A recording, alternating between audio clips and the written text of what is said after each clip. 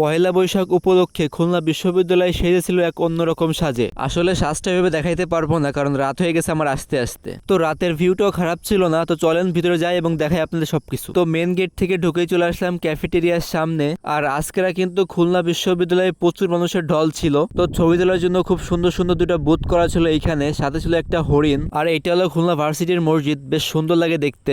মাঠে হচ্ছিল কনসার্ট। গঞ্জের বাজারে গেছিলাম আর সন্ধ্যেবেলা হুস করে দামোদরের জল আমাদের এই ছোট গাঁটাতে সিমাই গেল। কই কই তখন তো তোমরা আমার বউ।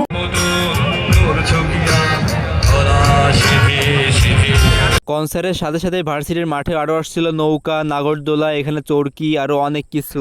এই মাঠে দিয়েছিল খুলনা ভার্সিটির স্টুডেন্টরা খুব সুন্দর সুন্দর কয়েকটা স্টলের ডেকোরেশন বেশ সুন্দর লাগতেছিল। খুলনার ভিতর সবচেয়ে বড় বৈশাখী মেলা ছিল এইটা। ভিডিওটা আপলোড দিতে অনেক লেট হয়ে গেল। আজকের ভিডিওটা এই পর্যন্ত। আল্লাহ হাফেজ।